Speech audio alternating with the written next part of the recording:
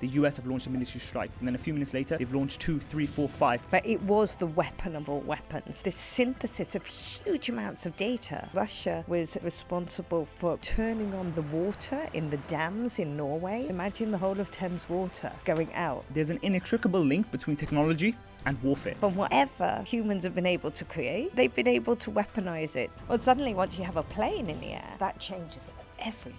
Talking about being able to do it at speed and at scale in an unprecedented form. What makes you think World War III hasn't already started?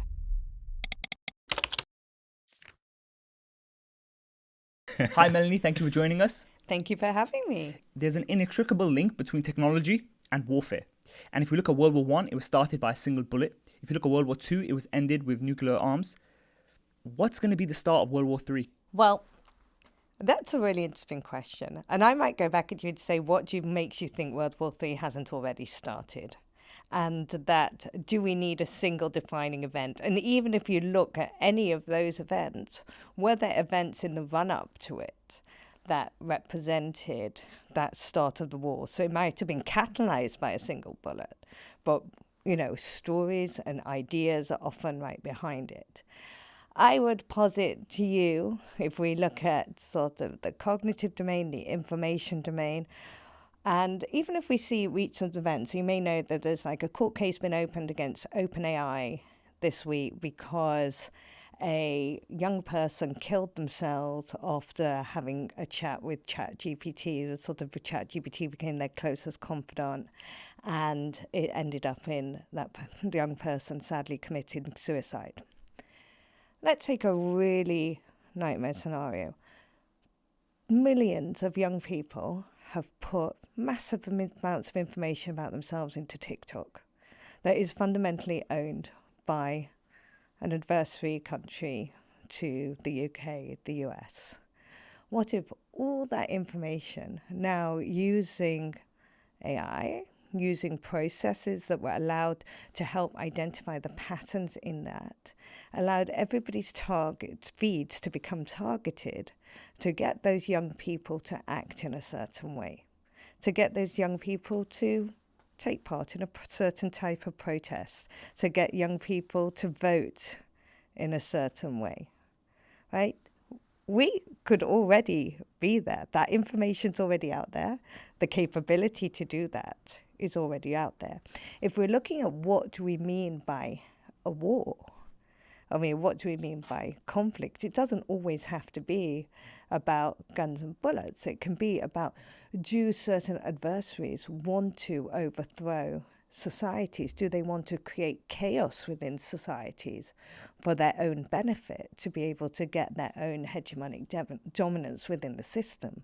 So it doesn't necessarily need anything big or shiny anymore. It could be coming into your inbox every single day. Wow. And what's the role that AI is going to play in this? How has it made this easier or more likely to happen?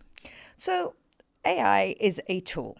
So AI is a series of technological advancements based off being able, in different domains of being able to advance machine learning techniques, sort of through different ways of detecting patterns, being able to connect information together, to be able to network that information together, and being able to then, with the advance of natural language processing, with generative AI, to be able to make that more accessible in the relationship between people. So not everybody has to be a computer coder, a sort of a technical person to be able to work with these processes.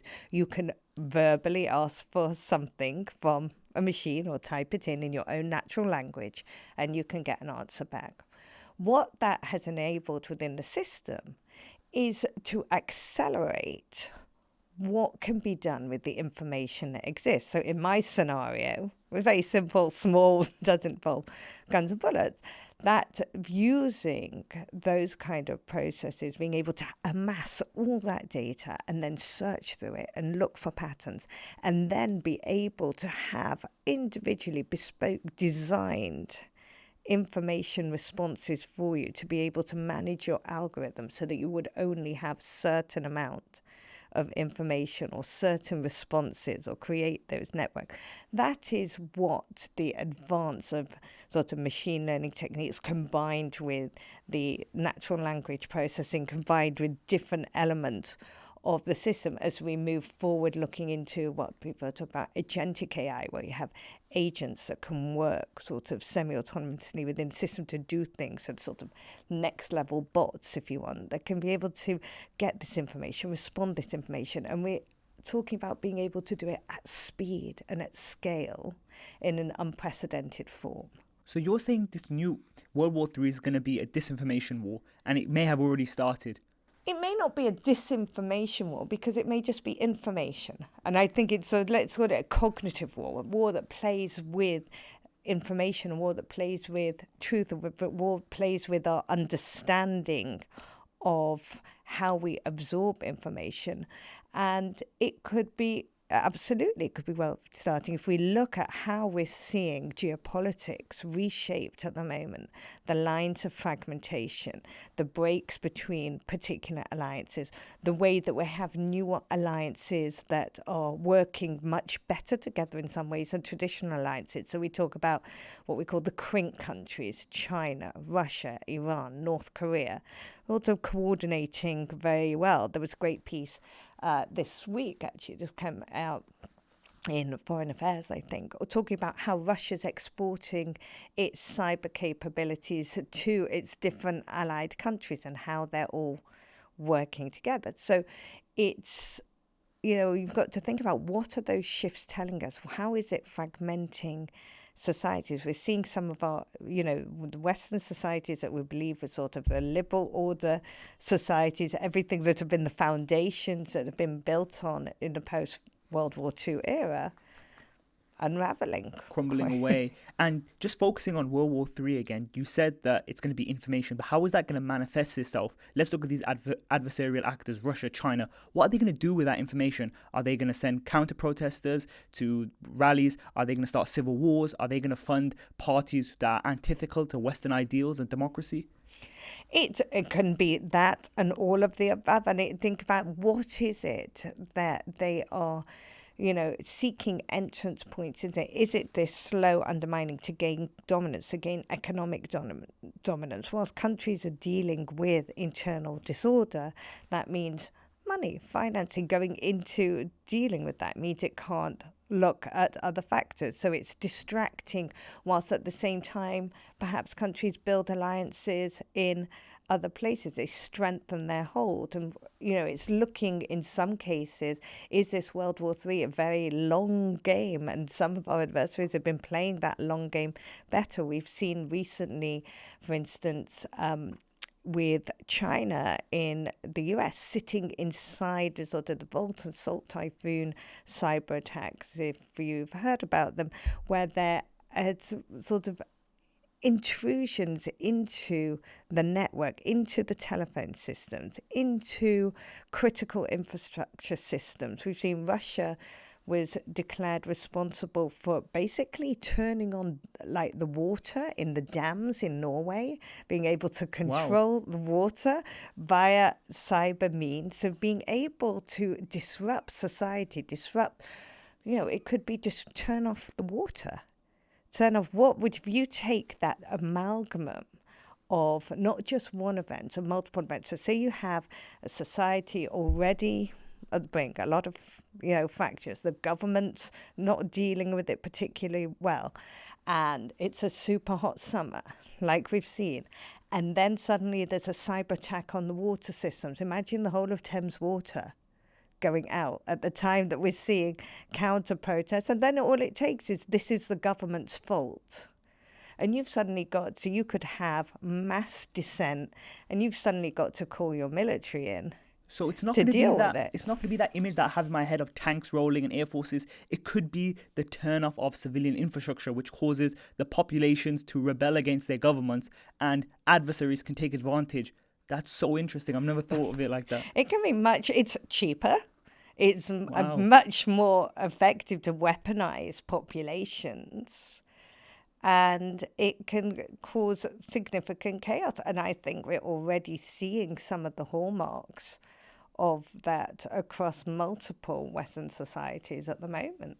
So how can Western governments prepare for these sorts of things and actually protect against this? Well, there's And I would go further, not just Western governments, but all governments, because I governments. assume the US and the UK aren't benevolent actors. They would also be trying to do this to, Russia, Of course, China. yeah. It's, at the end, it's Exactly. realpolitik. It's trying to increase your influence and power.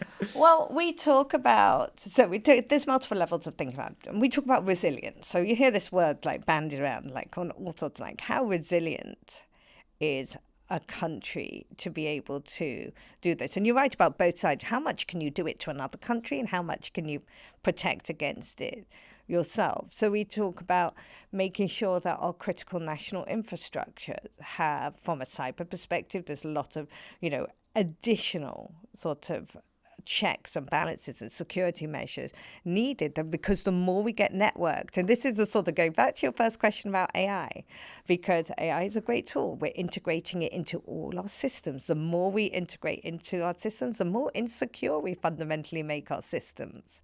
So it's at that same time making sure that we're matching security, that those systems, even if for any reason they go down, can work through a crisis, that you have crisis management plans in place. But then we have bigger systemic resilience. So, for instance, an area that perhaps somewhere like the UK does not have great resilience in, and we're seeing this with what's happening in Ukraine at the moment as well, is what was the first thing that Russia did when they attacked Ukraine? Cut off the energy? They hit the satellite systems. Oh, okay.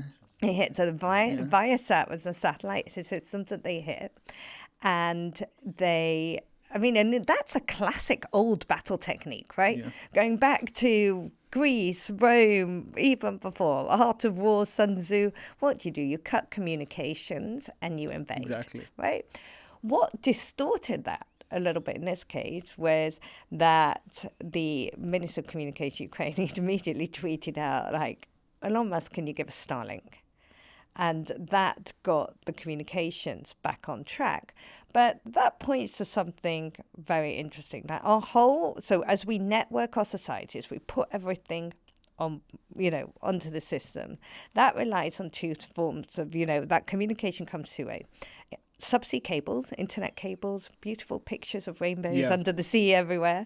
97 to 99% of our internet traffic comes through there. Now, the UK is an island, right?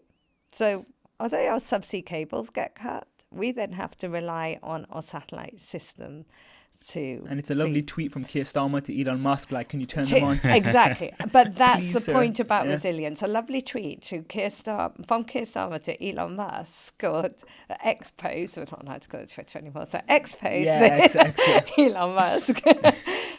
But is that really national resilience? Putting your hands into the hands of one, he does have the largest constellation that exists right now. And he doesn't really like Keir Starmer from his recent X-post. He's not really made a friend. He's not really an ally that I would trust. So there again, we've got a fundamental flaw right now, because there is and this is a problem that Ukraine is facing at the moment. There's been a very, tense relationship over the last few months, with a fear that would Elon Musk turn off Starlink in parts of Ukraine, like what's the tension? Where are they going to go? And we were talking about the battlefield. The battlefield and the AI-enabled battlefield and the future battlefield relies on this synthesis of huge amounts of data. Some of it is coming from satellite data, some of it requires connectivity. So that whole picture becomes very, very important. So when we're looking at how do you then bring a country down, it's not that hard. Hey guys, thank you so much for your support. We're so close to 1,000 subscribers. I don't know what happens when we hit 1K, but I'll just be a lot more happier doing this. So please like, comment, subscribe, and let us know what you really enjoyed about this podcast. Yeah, and I want to get back to this Elon Musk point, but before we get there, I want to kind of bring up a previous discussion we had where we spoke about the history of technology in war and that link. And everything you said kind of links back to technology. And it's not a new concept. We had nuclear weapons before that. We had dreadnought submarines before that. It was kind of spears. I was wondering if it's probably going to be hard for you to kind of sum up, thousands of years of human development in just a couple of minutes. But can you give us a summary of technology and war? war is a human endeavor. That is without things. So as long as we've had humans, once we've had more than two humans, we've had arguments, right? Going back to Adam and Eve, Cain and Abel, whatever, more than one human never ends. There's an argument somewhere. Well, humans are also massively creative. And that means throughout history, from whatever humans have been able to create, they've been able to weaponize it to some degree, right? Found a rock in the right hands can be in a slingshot, whatever. It can kill an animal, it can kill a human. We've always been able to create dual use technology really well. And as that's rolled out, it has changed the character of even though all those conflicts that may have started with one or two people got bigger. It's changed the character of everything from, could you shape a wheel really quickly out of stone or wood to be able to move some heavy rocks to throw at people, or cauldrons of boiling oil, or whatever it might be, to as war has evolved, so you had meaningful changes. So yes, you had spears, you had the discovery of being able to sharpen metal harder, what makes things aerodynamic, so the sort of the access to the materials to be able to do that. But if you take something like one of the things that we saw that was really defining, so gunpowder, obviously discovery of gunpowder very, very early on, much back in China, like centuries BCE, to be able to use that in different ways. But something as interesting or materials, the stirrup, right? People riding horses into battle, you've got to think about the transport. So I don't know if you're a horse rider, but if you don't have stirrups, it can be pretty... I've never been anywhere near a horse. You've never been anywhere near a horse. The closest I've come to horse riding is watching documentaries of Genghis Khan. Horse riding. But what happened was so before they had stirrups, like even cursory ones, it was pretty rocky going. The minute you had something that could stabilize somebody in the saddle or on a horse, it meant they could hold something else in their hands, right? Their feet they could stand up, they could rise, they could hold something else in their hands whilst riding their horse if they're a very good horse And with Genghis person. Khan, it wasn't just being a horse rider, but because they were brought up on the saddle, the way that they were flexible with that technology, they could use it better than anybody else, and it allowed them to conquer all of kind of Central Asia. Exactly. I mean, because, horses were more agile. At one point, if you had elephants, elephants were big and they trample along your way and you could... I have seen an elephant, though. You have seen it. But so it's, so sometimes it's little changes within technology your little changes that enable things. But you do have, and this will probably come back to, even with AI, it's not just a technology, it's a combination of the human talent in relation. You could have stirrups and horses, but if you don't have the good horse people on it, it doesn't mean anything.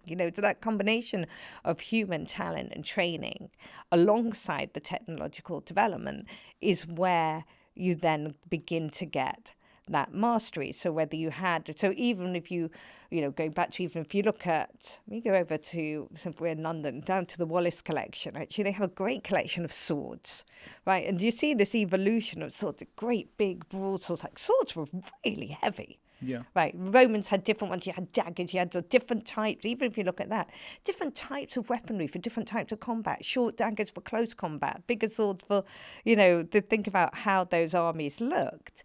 But you had to be pretty strong and had to actually have training to be able to take one of those long swords and use them really, really well. So you've got that combination of technology and training, materials trained, and that goes all the way around. But then you have significant developments like the printing press and information. That's like our first point into the cognitive warfare domain. Exactly. And then you have, the rise of transport.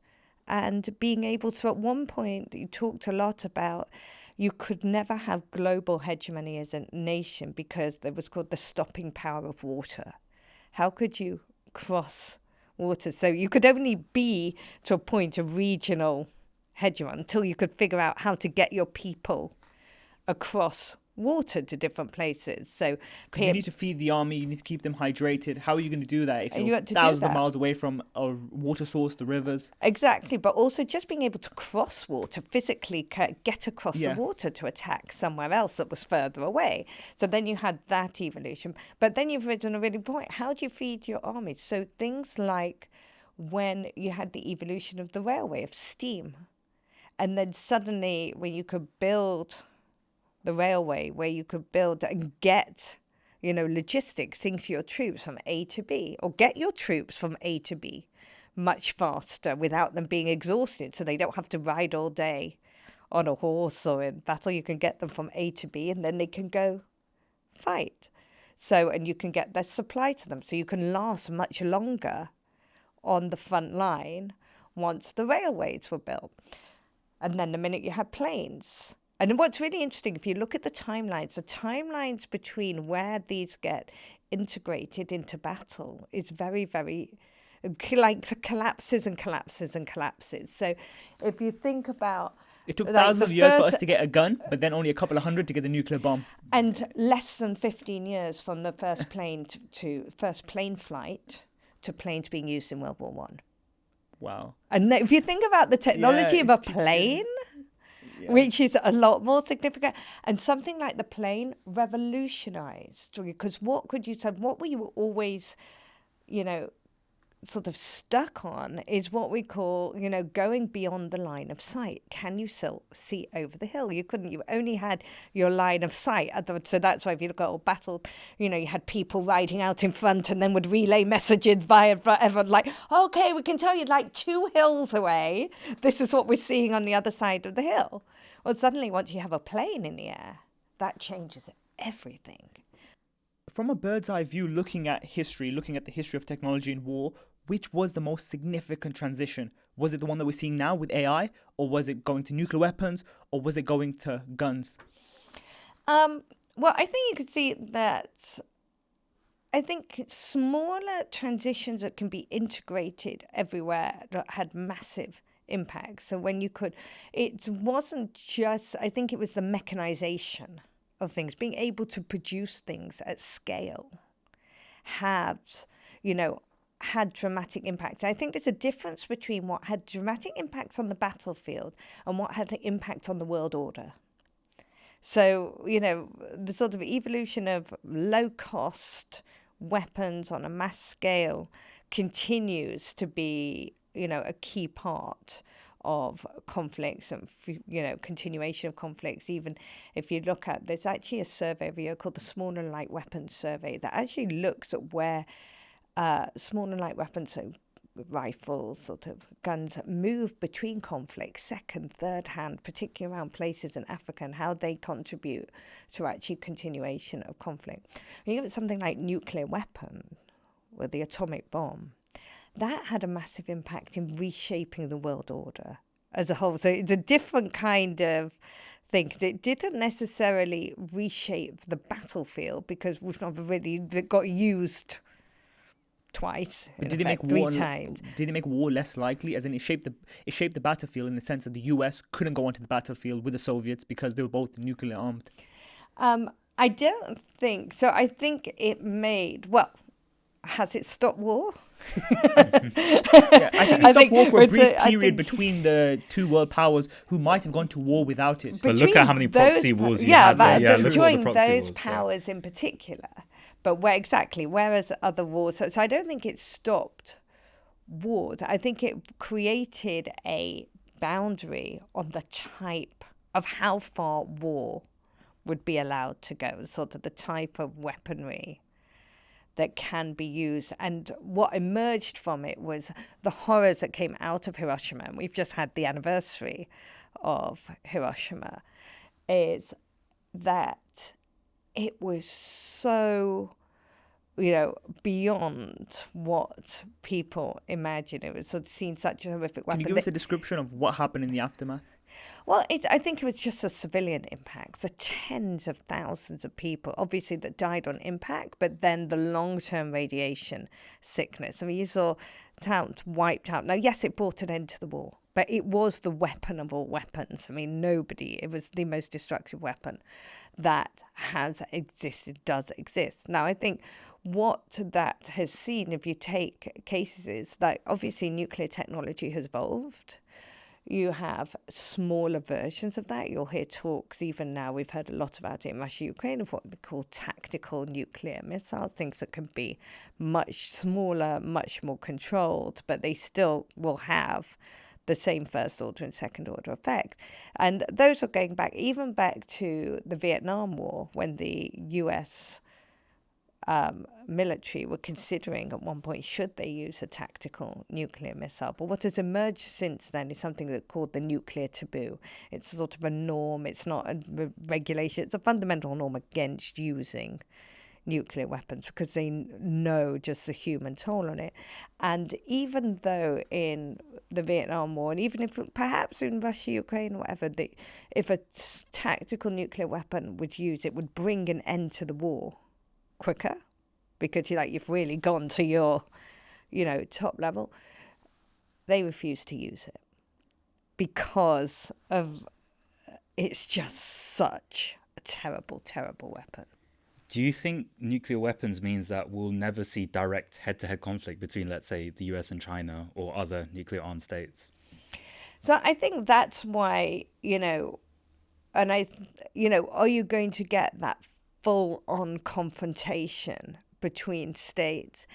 It's not impossible. It could still happen, but just, everybody keeps that off the table. As I say, I would say, and this is what we've seen since the emergence of new technologies, what we've called the grey zone. Where we're getting hybrid war or war in the grey zone, where absolutely China and the US are in confrontation in things like the cyber domain, in the information domain, trade, looking at different areas of what we call grey zone conflict. That conflict is absolutely there, absolutely binary and pretty head to head. But we've not seen, the US haven't fully rolled out into the South China Sea and taken China on, one-to-one. And that's because, we've always had that theory of mutually assured destruction. That's the concept of having a second strike capability. If someone uses a nuclear weapon on you, you'd have a second strike capability close enough that would then eradicate that country. So countries pretty much not want to exist anymore, and that's not usually what most countries want for themselves. So we've spoken about the history of tech in war, and now we're on the precipice of a new evolution, a new revolution. We'll talk about what it is, but it's AI. So how does the battlefield look like today with AI? We've heard Israel have used it in the war against Hamas in Gaza. We've heard Ukraine be using it. Has it also been used in India versus Pakistan? Give us the down low on AI in war.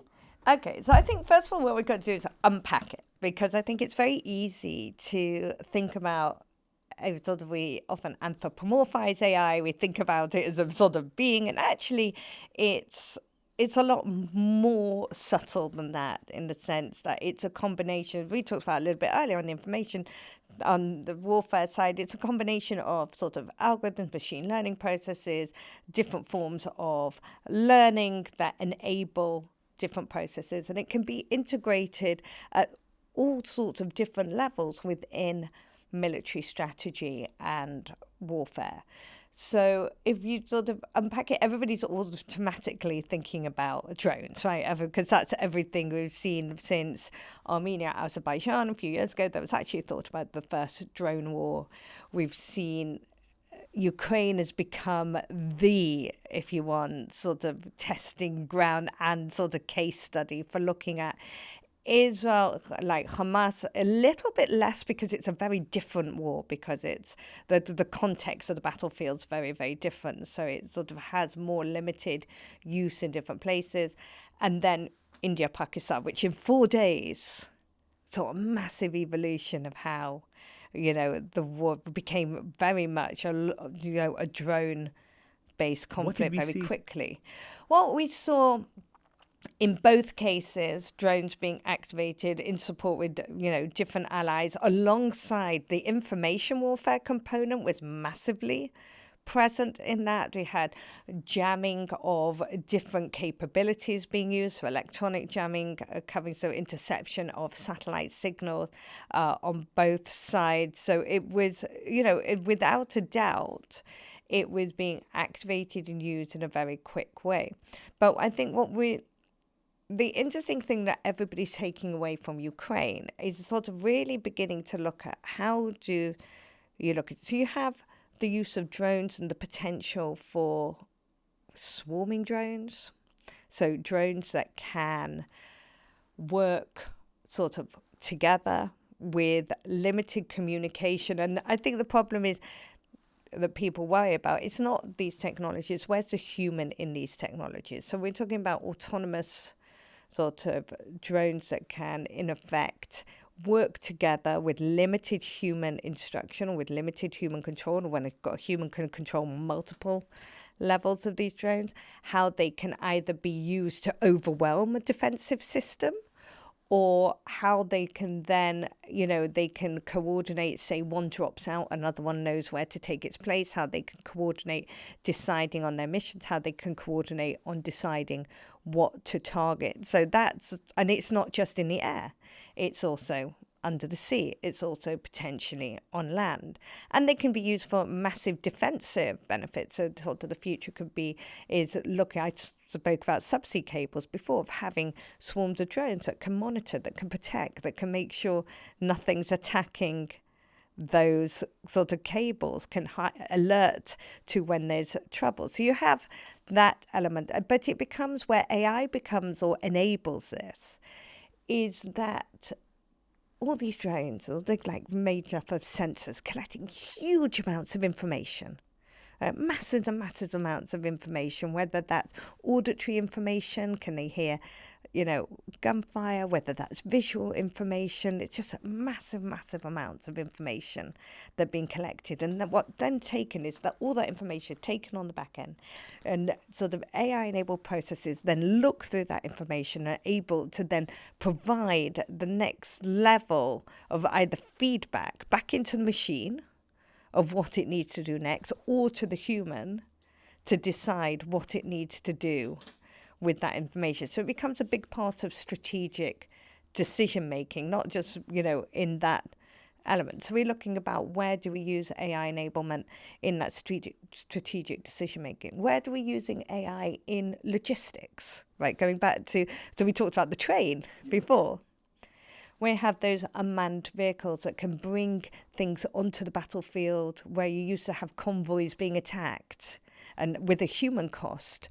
Now you can bring things onto the battlefield, perhaps without that human cost. And the sort of unmanned vehicles are trained themselves, not necessarily on maps of the terrain. They don't need to necessarily have communication. You can tell them to go to A to B. They've had, maps and maps and maps fed into them, and then they can make that decision making on how to get to where they need to go. But at the same time, having that, AI enablement through the procurement cycle, to be able to know that, okay, we've used 10,000 bullets in this place, we need to go activate immediately to make sure that things come through the system. So how can we speed up the scale of how AI is used in that things? And things like also, going back to the air, we're talking about having sort of AI enabled or UAV wingmen for pilots. You know how we watch Top Gun and stuff, right? Yeah. Oh, yeah. Yeah. Yeah. So you have, you've got like Maverick and Goose, right? And Goose, okay, we won't talk about Goose, it's too sad, right? But imagine there was just Maverick with a UAV plane like next to them, being able to provide that additional level of defense, like work together, be able to engage differently, where they'd work together. So you work alongside a UAV in that space. That's one of the elements that's being talked about. But a lot of this, and the kind of, if you look at NATO in the US, and they have something called like JADC2, which is all about this all-domain command and control sort of thinking. And this is what the other point of where sort of the AI enablement and the learning and the sort of advance of how we can bring all together that information to be able to communicate out and integrate all these systems together to work effectively. And then the key is, if every country is developing their own, how to, particularly for something like NATO, how do you make everybody's be able to work together so you get that interoperability, so you have, information sharing at pace.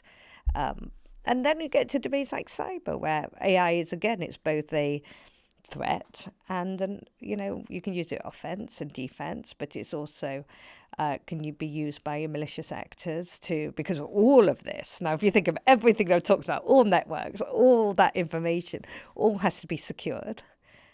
So lots of attempts at malicious interference with them. So, but by the same token, that cyber defenders will be able to use AI to be able to detect those anomalies, to be able to survey systems quickly, to be able to find out where things are threatened, to relay that information to multiple systems. So it becomes a massive enabler within the ecosystem.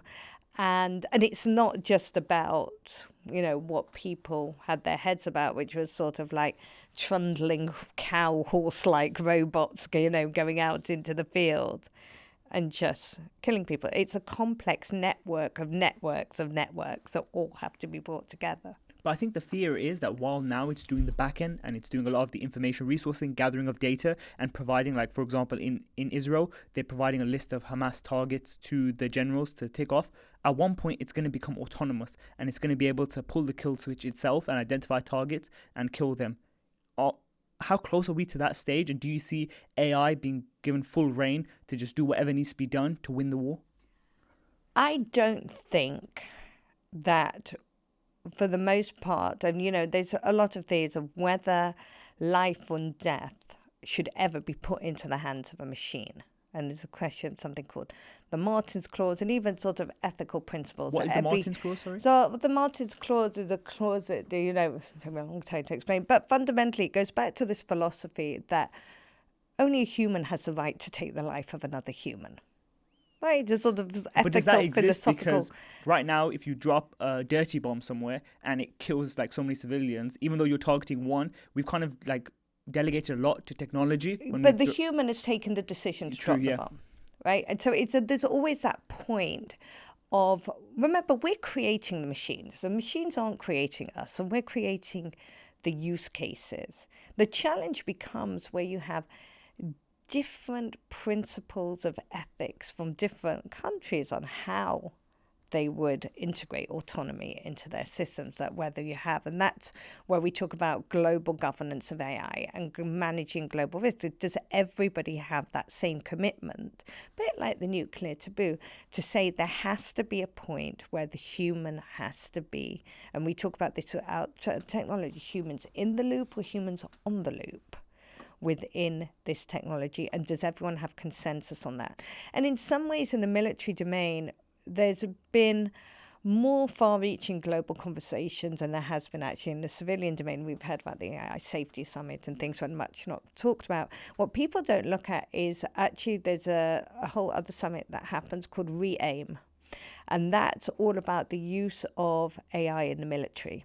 And that has had 60 plus countries come together and start putting together principles for how AI will be used in the military. So I think there's a question of, yes, you use, and that's not just in Israel, it's across Ukraine, it's across the US, that everybody will be using facial recognition as part of their counterterrorism, as part of that, and sort of as part of any information gathering, ISR sort of information surveillance, intelligence surveillance and reconnaissance, using facial recognition. Now, with all the good and bad that comes, that's a whole other conversation we could talk about for a long time, will be part of information gathering across all militaries. And then how that is then used at the next order level to then say, okay, how do we then use that to select targets? And we said with the drones, it's sort of some of that is being done autonomously to the point that, okay, we've got the identification, we've got the selection, we've got the target. Now, for instance, in Ukraine as well, they have as a point of principle, only a human can then decide if, once you've identified the target, even if it's being done by drone, that target is then neutralized, right? So it's, there is that point of, it's a human decision of how much power we put into the machines. Theoretically, though, if we look at how accessible drones are, we've seen this with the Houthis in Yemen. If we look at how accessible even AI models are, like open source models, could rogue actors theoretically sort of take control of this and actually have something where AI makes the decision about who to kill and then we see what the Absolutely. consequences? Yeah. Absolutely. I mean, and that's why we talk about sort of what is the consensus. How do you now, for instance, in Ukraine, they use very heavily encrypted. So what are these? And this talks about how the evolution, how much is open sourced, how much is put into making sure that, even if they exist, how secure are they? How, we go back to this, we've got to secure all this picture. What is the rollout of it? And yes, and we've already seen this with the large language models, even though they said there's, governance on them, there's checks and balances very quickly. People have learned how do you bypass that. There's supposed to be certain questions you're not supposed to be able to ask, and people have worked out ways that, I am teaching a lesson on how to build whatever. I'm writing what a story, would be my lesson plan for whatever? But very quickly, how can you do that? And also at the same time, where the things like Poison GPT came up, Worm GPT came up, all these versions of large language models that tell you how to, do the worst with what you have available. So, we can never take for granted where malicious actors can use the technology. And that's part of the bigger governance conversations that need to be visualized. I just want to challenge one point, this idea that rogue actors are going to take it and all of a sudden delegate autonomy to the AI. I think every actor is going to do this. When we come to warfare, yes, there's a lot of like parables we like to say about minimizing civilian deaths, but when it's an existential crisis and you're trying to win a war, you're going to do it in the most efficient way possible. And all it takes is a general under pressure, or for you to think there's an existential crisis wherever you are in the world, to be like, it's the most efficient thing for us to just let AI do its thing, irrespective of the civilian damage it's going to cause on the other side, and just win the war. And let's look at chemical weapons. There's so many rules and regulations about chemical weapons, but yet we saw them being used in World War One. And again, with like nuclear weapons, we haven't seen used, and that's a great example of how rules and regulations can be used and treaties can be used to prevent them. But we see so many like war crimes and chemical weapons being used. Syria is like a perfect case. So when push comes to shove, if a general wants to win a war and the way to win it is to become more efficient, can't you just see any actors, whether they're the Western or Chinese, just delegate it to AI just to get the job done and win the war? Well, as I say, I don't think it's a question of sort of saying delegating to AI. I think it's thinking of, what are you delegating and where and what and the authority how to kill. The AI, the drone, can identify targets itself and make the decision whether to kill it or not based upon some guidelines set by a general. And the kill switch, right now, I think it's information filtering, and the kill switch lays with a general or a soldier ticking it. But if we remove that final kind of authorization and you allow drones to just go into the battlefield, identify targets autonomously, and decide based upon that list whether they fit in it or not, and make the decision. I think, that's a very dark, bleak picture. I often think about it slightly differerly. I think first of all, you would have to have 100% confidence in the technology. And that the technology, that doesn't mean, you've got that counter technology. Can they be jammed? Are they all going to fall out of the sky? Are you going to end up with swarm drones that are going to stop that before it happens? You're going to get that evolution of warfare. I think it's still quite unpredictable to a point. So it works, we're looking at, and as a point, if you want to be decisive on a battlefield, you want predictability. Yeah, you really want to let something, and you've got to think about, it's not local, it's not free to do it. You've still got costs, you've still got management. Is it still not easier? You really want to take out a lot of people to use something that's much bigger, more conventional, and more guaranteed. So I think if you're having that decisive element. So are you going to use lots of tiny drones to target different people, or bigger? I mean, we have seen this, and we saw this in the 12-day war with, Iran and Israel recently, right? Where they use combination of missiles, combination of drones. Part of it was trying to overwhelm a defensive system. Part of it, but the problem with, say, between even in Houthi drones coming over to Israel. You're traveling long distances, they're quite slow, they're much more easily detectable, so they can be taken out, at an earlier basis. So the assumption is that your offensive capability is not happening in a vacuum. It's also happening at the same time if you have defensive capabilities. So Israel's Iron Dome system that Trump wants to build a Golden Dome version of it for the whole of the US, right? That works over a very small country. It would be more challenging over a massive continent, but literally. But that is pretty close to an autonomous defensive system. It has a very, very small window that people can intercept with stop the missile to go and intercept the incoming missile. It works on a whole series of signals, detects an incoming missile and then intercepts it. And there's various versions of that now, both via missile, via laser, by different ways of intercepting the missile. Timeframes are very, very short.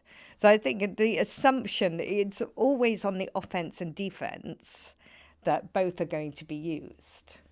On the 12-day war, it was multimodal, but you said that when it comes to individual drones and that sort of stuff, didn't we actually see Israel do that, as in launching drones within Iran specifically to target certain generals or certain people, specifically? So you had precision strikes there as well. They were very precision strikes, but that was based on months and months and months of intelligence and preparation and planning. And if you read the accounts coming out of what happened, it's years in the preparation and planning. So it's not an instantaneous. You've got to have, and this would go back to what you need to make those decisions. You need the kind of long-term data, the understanding, and then having that kind of precision technology, and on top of that, the other layer, you have a freedom of operation to then have that kind of precision technology. So nothing's existing in a vacuum. It's sort of this layer. That's why, as I said, the NATO sort of the concept and the US concept is this joint all-domain defense concept, where it's how is this all working together? Well, as we're seeing the accounts come out of the 12-day war, we're seeing that more and more there's good examples of that, of how all these different layers were working together, but a lot of humans in the loop. I think a flip side of that is reports that are coming out of Israel in Gaza, where they're using the system, I think, Lavender and Gospel, which are 90% accurate, but it's still causing 10% of deaths, even if you take those figures of 90% accuracy. And the reason why I get stressed and concerned about taking humans out the loop is that famous story from Russia, Stanislav Petrov, where he sort of saw in radars the US have launched a military strike. So the US have launched one military strike, and then a few minutes later, they've launched 2, 3, 4, 5. The US have launched 5 military strikes. Sorry, not just military strikes, but nuclear military strikes against Russia. And what his instruction was to inform his general, and they would obviously immediately counter-strike. But he kind of thought, he used human cognition, reason, he used his experience as a civilian engineer to just think about this and be like, if the US were going to throw military strikes to the Russia, they wouldn't just do 5. They'd do hundreds to knock out any second strike missiles back from Russia. And he used that and he didn't flag it. And he was like, it's probably just a bug, or the system messed up. The system was messing up, and the US weren't sending military strikes. And he saved the world from World War III or from nuclear disaster. But he used something that wasn't just clear instructions, and he made a mistake that day. If you take what his rules were as a military officer, it was to report. If you see a single strike, you report it. And he made a mistake. He thought not to do it, and now he's heralded as a hero. Can AI make those decisions? And I think if we remove human autonomy, if we remove humans from that decision making, they'll just do what they're told, and we'll see so many cases like this where humans don't have the agency to make choices in these decisions. Which is why I, as I say, I think those are the choices.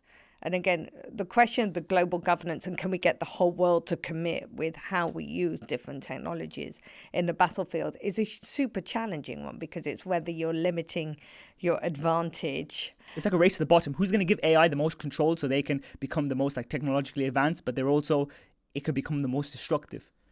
It can become the most destructive, but again, it's still that little bit of mutually assured destruction in that picture, because the question, if you use it against someone else, who's going to use it against you? So I think it depends on, the laws of war, and the question of how well, and it goes back to the instructions, and whether the instructions are developed to work within the laws of armed conflict, and whether they're delivered. It's a much bigger picture. Now, those laws of armed conflict are not perfect, and they're difficult to understand, often from civilian concepts, because the laws on proportionality don't always match the laws of what is necessary from a military context, or what is necessary from a civilian thinking of, are two very different things, which is why we get it's a really challenging to understand the laws of armed conflict as a whole. But the question of what could be pre-programmed in, what is the ethical basis, again, it goes back to whose ethics are we using? Do we have an agreed line? But do we have an agreed line exactly of where you use them, and where they become, certain elements of it only become a weapon of last resort? Sticking on this idea of the ethics with AI and warfare, there's the godfather of AI, Geoffrey Hinton. I forgot his name. Is it Geoffrey Hinton? No, it is Geoffrey Hinton. And he speaks about how AI is going to increase the likelihood of war because it's going to reduce human suffering or human casualties. So when you remove humans from the battlefield and from warfare, and you commit sort of more drones and AIs, that means for democracies like the US and the UK, they're more likely to go to war because their citizens aren't going to face the consequences. When the US was in Afghanistan, when the US was in Iraq, there was a big call from their democratic bases that we don't want our soldiers dying in far-flung countries. But when you can do it with robots and you don't need humans, is that going to make the world a more dangerous place, as countries don't have to suffer the consequences of their foreign adventures? Well, I don't think that countries don't suffer the consequences. I think the consequences are different. And as I say, that, it's what we open the conversation with, right? That you might be able to use AI-enabled measures on a battlefield, but there's also other ways that your country can be disrupted using AI or cyber that can actually increase the toll, actually put your civilians at home on the front line in a way that they were never before. So I don't necessarily think, the question of will it increase, the logic is, well, if war is cheaper, if war is faster, if it's more, you don't have to put boots on the ground, then there'll be more war. The question is, why are people fighting a war, right, in the first place? What is your objective in that war? If your war is generally a war to take territory, to really, very unlikely you're going to be able to do that without some measure of boots on the ground at some point. Right? You could imagine robots, like, for example, in 50 years from now, you could just have robots that get instructed to just man checkpoints, do whatever boots on the ground would do typically in a conquest of territory. I think yes and no. First of all, again, you've got to have that reliability of those robots. And can't you see us getting to that point? Like, we will get to that point where robots will be as reliable. It's going to happen. Robots are going to be as reliable as humans in taking instructions, and they're going to be like these killer robots that could just hold weapons and shoot. They will be I think where we're seeing that is very good at specific small tasks, or for very directed tasks, but multiple tasks, you're going to have to, even if you look at the revolution of what we talk about, agentic systems, right? Agentic AI, even forget without the embodiment of it, but just that the agents each agent is being created for different things, and then the key becomes then how are those agents able to be looped up and synchronized, and then what's the oversight of those. So I think for certain tasks, yes, there'll be certain tasks where we see different forms of embodied AI or drones monitoring borders or different elements of that. The point is, they can be, you've also got to have the security on that.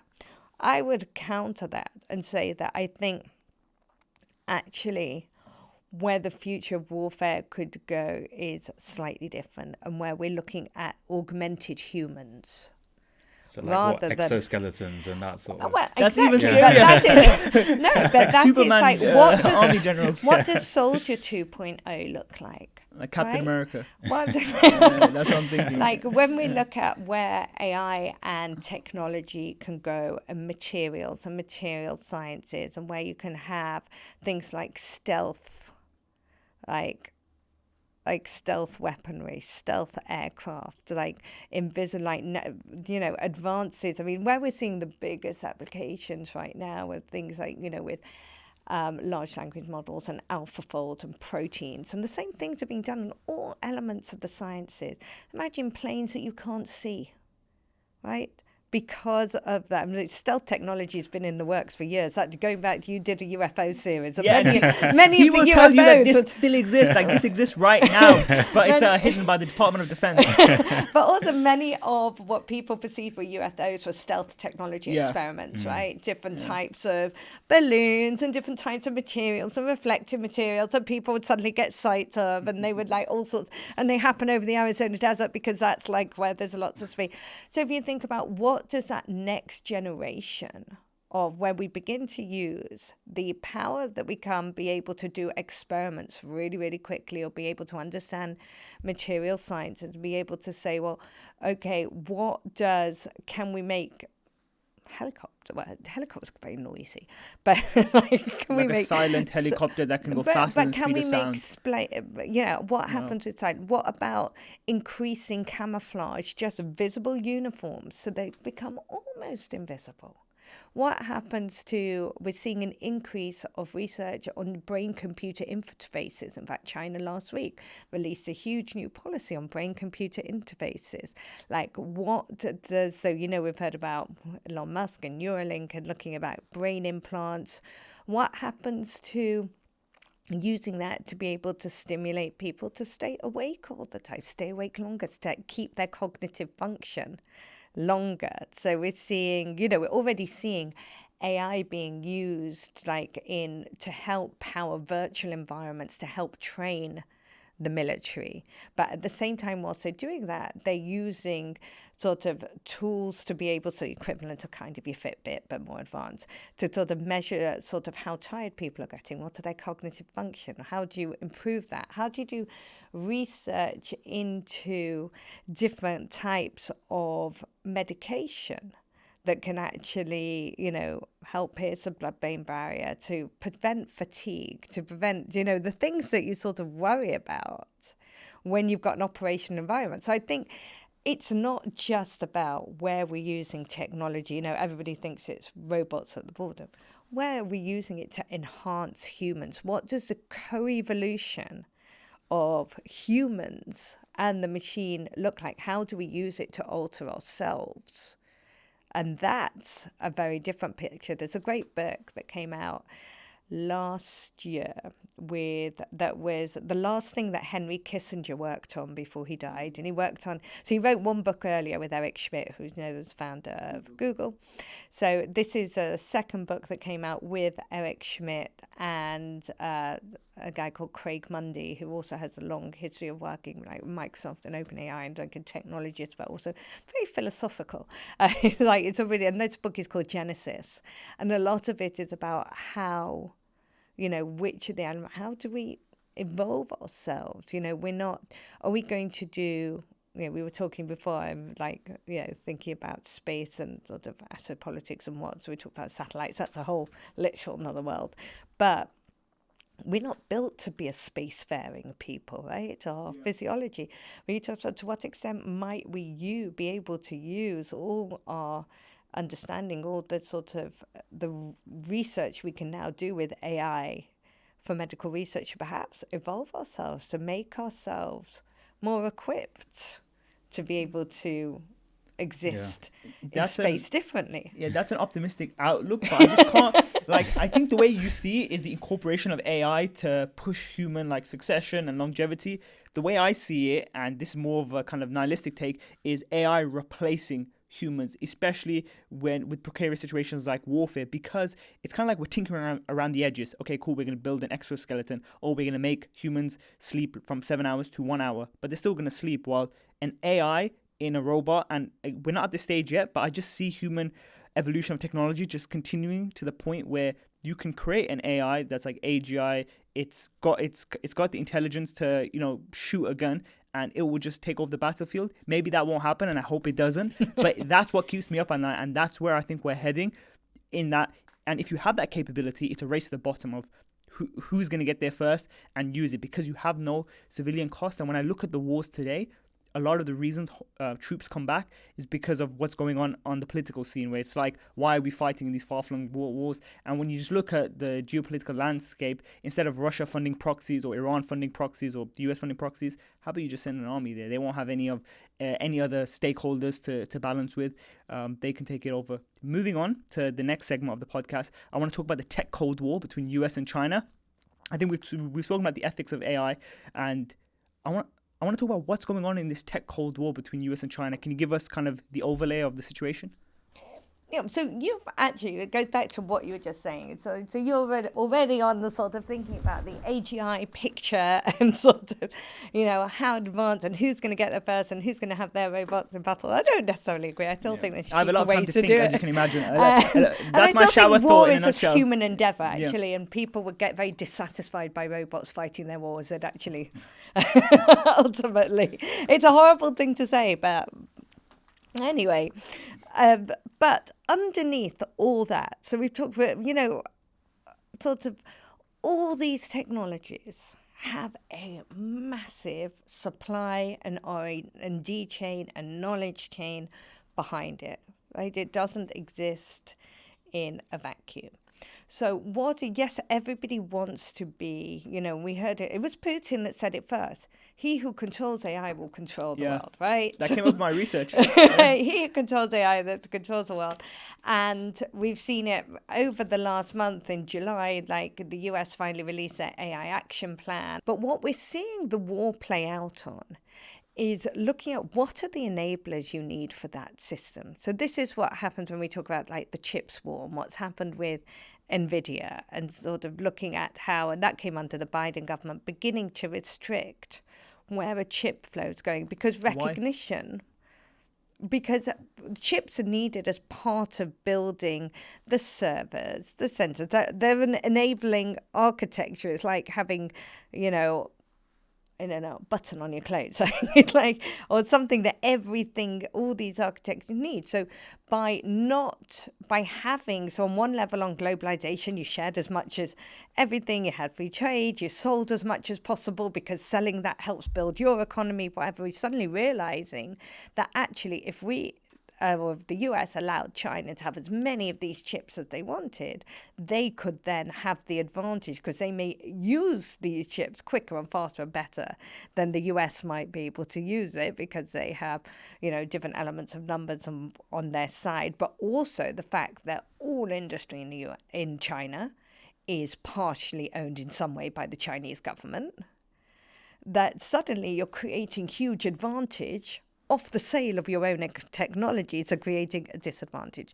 So you begin to get that restriction of, you know, saying, okay, we need to think about how much we're supplying to whom. And then we've seen subsequent tariffs for different elements come into thinking about, well, okay, then, you know, and we have to be careful that some of China's allies don't get it, because they could just then, you know, fund building it in these places. So having this very real part of what does that look like? And we're seeing the same with critical minerals. Critical minerals right now are completely reshaping geopolitics. So rare earths and critical minerals, that goes one level down again. These are like the rare earths and critical minerals that need to go inside some of these components, be able to enable the making of whether it's semiconductors or different materials that you need. So, and that's why when, you know, President Trump was meeting with President Zelensky, and they were talking about, well, we want a critical minerals deal in Ukraine. We've got one on the table right now. Congo, with the driving force of the war in the DRC, has been part of sort of having the sort of monopoly over coltan, which is, again, one of these rare earths that are part of our tech ecosystem, and DRC is one of the few places in the world that have it. And we begin to and so right now, for the first time, Rwanda and the DRC, this happened back end of June, sort of met with the US to say, let's put a minerals deal on the table if you can sign a peace agreement, try and bring an end to the war in like the Congo. It's kind of like the old the race for oil in the early 20th century of like both the Soviet Union and the US reaching out and trying to establish governments that were friendly to them so they could secure oil deposits. Exactly, and that's reshaping. So the wars that we're seeing, that if you want these rivalries for different elements, and that's also for talent, because it's not just about, and again, it's going back to, you also need the talent, you need the knowledge, you need the investment, you need the people, who's going to invest into that. Massive amount of energy resources. So the whole AI endeavor is built on, it requires compute resources. These compute resources are massively energy intensive at the moment. So that's why when you see, and there's a bigger question that we can, maybe I'll just go for this conversation, but where that's leaving countries behind, where we're creating a new digital divide by countries that can't access these compute resources. And we see this and like what happened with the Trump announcement, the Stargate project, right? What is the Stargate project for those who So are unaware? Stargate project is like $500 billion investment into massive amounts of like AI campuses or compute campuses to be able to fuel like the US's AI opportunity. When President Trump went over to his Middle East tour earlier this year, he took a whole bunch of like 30 industrialist tech like entrepreneurs alongside with him. The next level is to have the second biggest campus over in the UAE. Why? Because it's got space and access to resources, where we're seeing compute infrastructure, supercomputers that enable some of this research to happen on which everything else is built. We're seeing sort of places grow out where you've got good access to resources. You get data centers in places like Finland because you can actually submerge it into water, right? So you've got, and at the same time, you've got massive evolutions in the technologies that you can use to power these that may be less energy intensive or less energy intensive chips. So that's why we're seeing at the same time companies, even like Microsoft and Google and places that have their own big sort of campuses, investing in, going back to nuclear, small nuclear modular reactors, right? To be able to think about what are more energy efficient ways they can power this project. So it goes back to my very first scenario, because into this very first scenario, when we talk about cognitive warfare, all you need, I talked about water crisis, same thing is energy crisis, right? People not having enough energy for their same needs because everything's gone into powering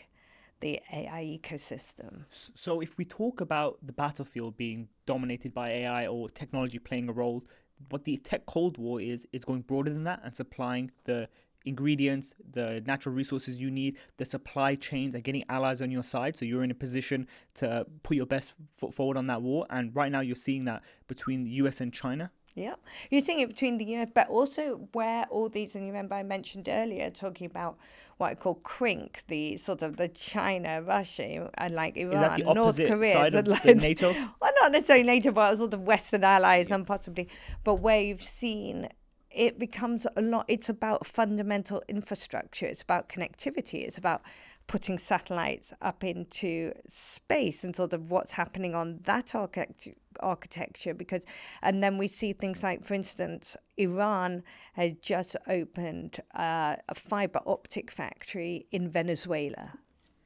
Right? Oh. Right? So it becomes a lot bigger, this picture. Why is the US opening their second biggest campus in the Middle East, right? It's like to think about where that Middle East position's going to Persian be Gulf, able to Iran. Exactly. But also you've got to look at that counter. But Iran opening a fiber optic factory in Venezuela says, a huge amount about how literally deep this system is going. And then at the same time, as I say, we see what's going on in space at the same time. So some of these resources, asteroid mining, right? Maybe your idea, but where we think about, and people even think about, can we do processing in space? It's cooler. It's, you've got there's sort of different attempts of what can be done at the space level. China really set up a set of 3 satellites as a constellation to try and do compute in space, to try and process data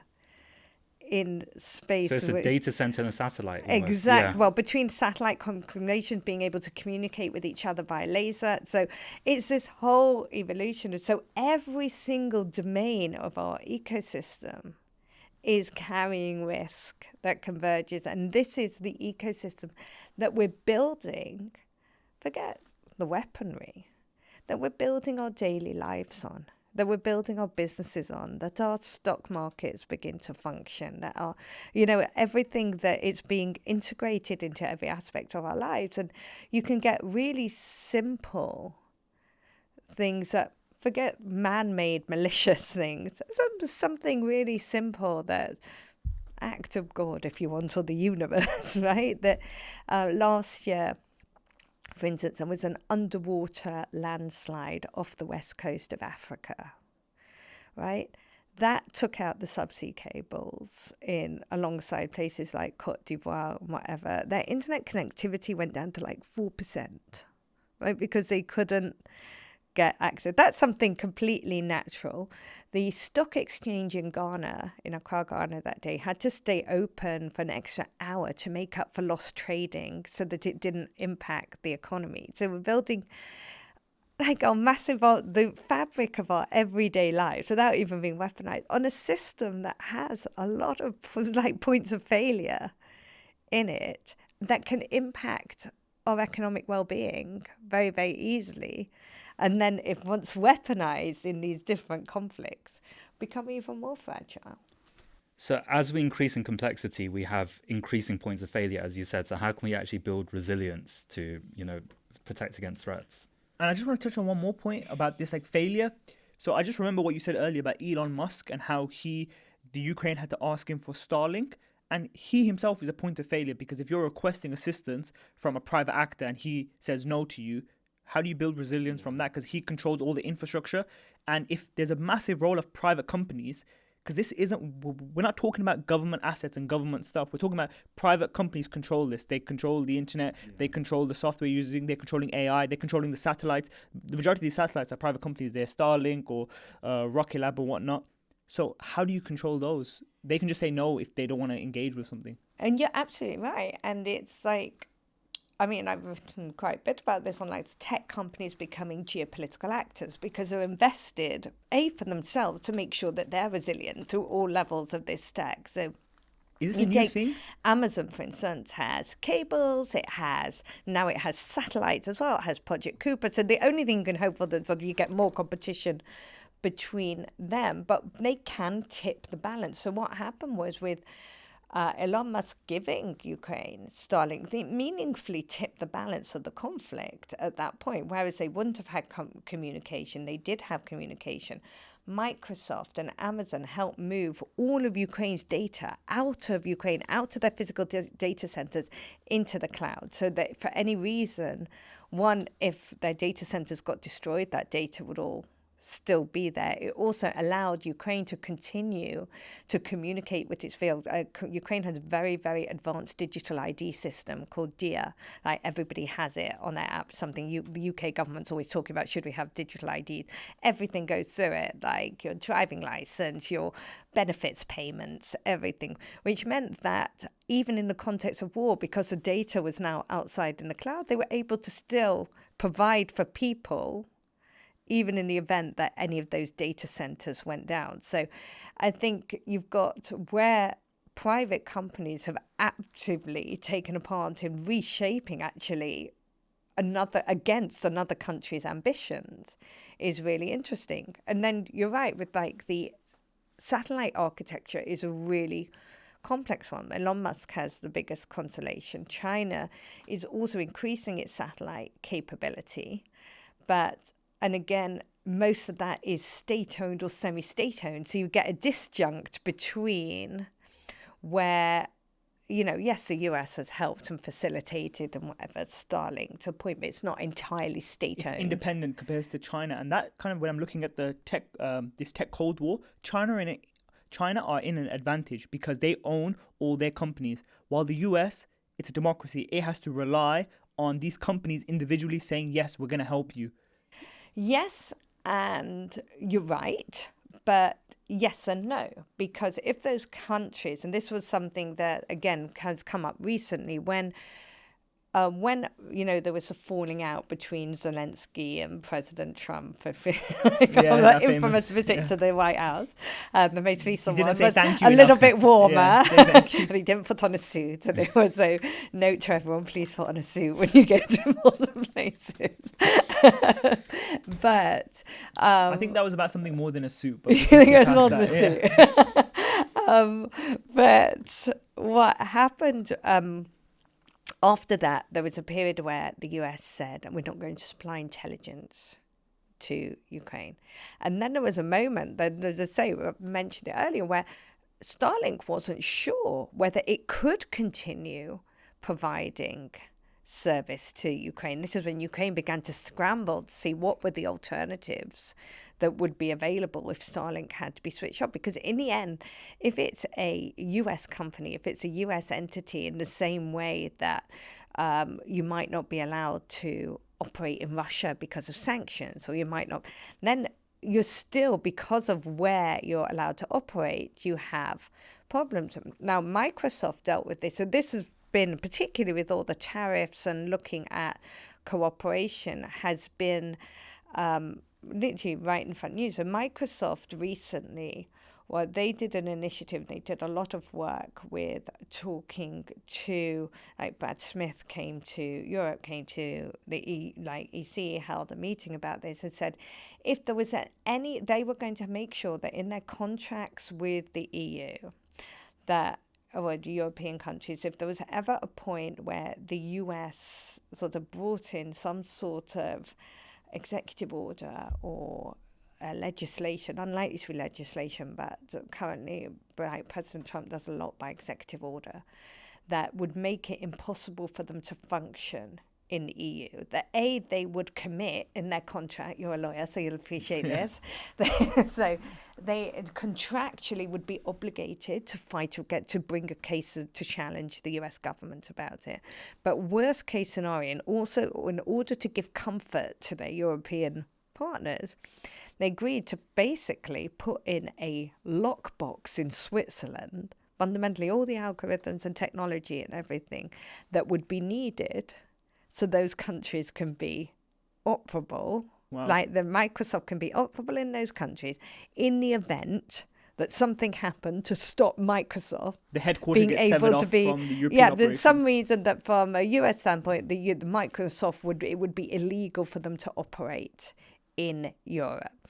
And we're seeing this right now, even last week or so, where President Trump has said that US companies shouldn't have to conform to EU rules on it's particularly on speech and freedom of speech and sort of what constitutes freedom of speech, and that, and they can't be held accountable for not to. So, these are very active conversations and legally massively complex about what will happen to these countries. Will they have to, companies, do they have to have entities in different places, or what, that have to be completely separate? And by the same, and from the other side, the TikTok question is a massive one that keeps getting pushed down the line in the US. And like banning, TikTok or just ByteDance need to have a separate entity in the US, and all American data has to stay in the US and can't be sent to China. Currently, all TikTok data goes to China.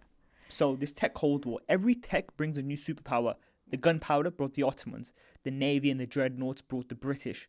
Nuclear, we saw the rise of Russia and the US. We talked a lot about the US, China. Do you see any new nations kind of taking the mantle of this tech piece and becoming a world superpower? Or will the US and China reign supreme?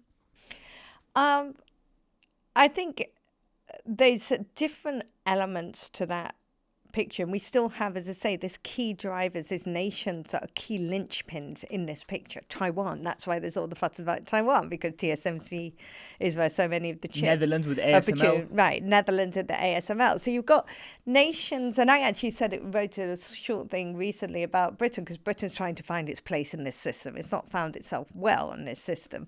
And it's sort of like, where does Britain need to... Online safety bill. Online safety just bill. restrict everything.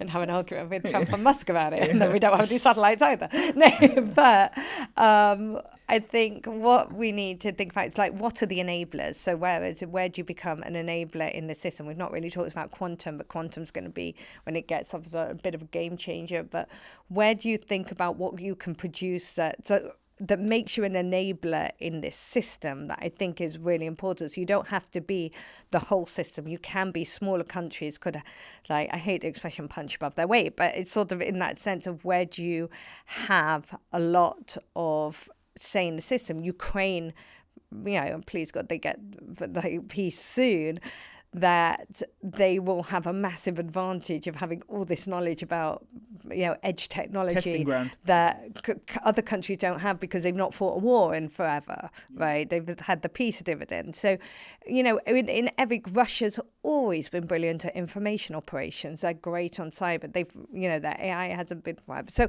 countries have their different things, but we're getting this real advancement. I mean, I was talking to you before, and I was saying that I played out a series of war games, one of which is, hopefully going to be a documentary. And it's sort of literally brought this out, played a 10-year time frame, working towards AGI with China and the US and the UK and the EU and sort of thinkers and technologists. And I think what you could end up with there, I think they're likely to stay ahead of the race. I think you'll get players that will intervene in that. The Middle East, I think a rising Middle East, particularly if it's an allied Middle East. They're the third largest spender on AI, which is crazy compared to Germany, the UK, these traditional big spenders. Yeah, I think that's the one people are always worried about, I think Middle East is a place to keep the eye on. They're massively innovative, space, energy, they've got... and they're heading the game with their vision pictures. But I think what you could end up happening is almost the same thing that you saw with the US and Russia as the major nuclear powers at the time, that they would get to a point where they would be on the brink of whatever the technology... US and China? Yeah, and would almost... agree to cooperate, then compete to a point, and then cooperate to stay dominant and keep everybody else out. So they stay as the superpowers of it, but everybody else has it. And at that point, you might get some level of collaboration to prevent all the other rogue powers and actors, whatever, to make sure that they then stay, that we go back to a very sharp bipolar control system. So would you have sort of subordinate countries that maybe specialize in certain things within the supply chain or within, okay. I don't think any, or it'll be an amalgamation. So you could get, like, as I say, you've got rising Middle East that has a potential, but not one of each of them singly. So you'll get as a regional block, they'll be able to do it. And then what's the UK's role in this? Because we're here sitting in the UK. What's the UK's future? Are they? Because right now we've got a UN Security Council seat. We spend a lot on the military. We do punch above our weight in the military. There's so much. I think we're in the top 5 spenders of the military. With the rise of AI and tech, where is the UK going to be in 10 years, 50 years?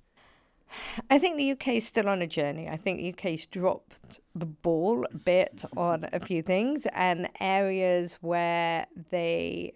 and we've had the SDR, and they have, there's been a lot of reflection. So the Strategic Defence Review, there's been a lot of reflection of where the UK sits in this picture. I think there's areas that still need a lot of, like, the space program's probably not where it needs to be. Some of its manufacturing capability, they let go. So, like, fabs, and we had fabs for chips, like ARM, which is our, homegrown.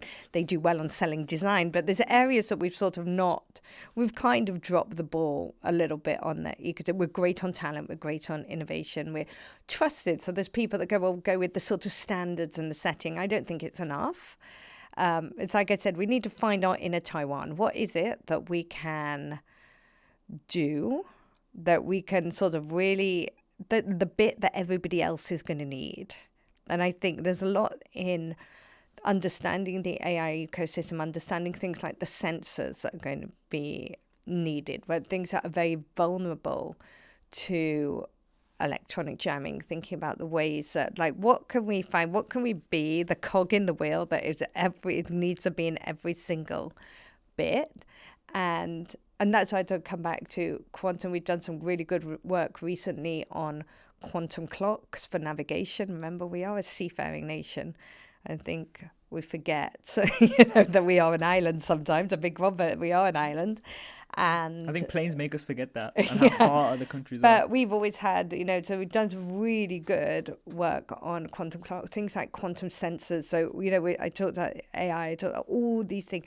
There's massive amounts of sensors that are being used. So what are those technologies that we can reuse, where to use on, as I say, material science? What can we find our niche in that's going to be easy to manufacture within the realms of the country you are? But again, we're not a massive country. We don't have space to build huge campuses. But how much of our kind of downfall, the UK's downfall, has been because of the realization that we aren't a small nation? So the thinking that, oh no, we're up there with the US, China, Russia, we're still a world power, we still have this Commonwealth, this empire. It's actually, no, we're more in the leagues of like the Netherlands and Taiwan, and we need to kind of punch above our weight, as opposed to being this, having this grand narrative on AI and being like, we could be a world leader in this. Yeah, I would say that perhaps our ego got the better of it for a time, and that we took for granted. I think we took for granted a lot of things. I think we took, and we are hugely innovative. We are hugely creative. We've been, a seat of knowledge for centuries, and we still are. We have, some really smart people. Our universities are still some of the, Oxford, Cambridge. Some of the best places to find learning, and that may have a potential to grow, particularly with what's happening in the US and the cutback on visas and things, and sort of thinking about where we can be a knowledge base. What we haven't been great on is our investment in innovation, on the creation of unicorns, the creation of and we've not had the kind of government support that is able, like, we need our own Silicon Valley. And there are some people talking about that. There are some people, particularly that have been talking about building sort of Europe's equivalent of Silicon Valley. The other thing is, for the last few years, we're really having to be recovering from exiting Europe and sort of thinking of where the financing goes, and not having access necessarily to being part of big research programs. There's lots that have not work necessarily in our favor, but look at how we build new models of venture capital, new models of investment,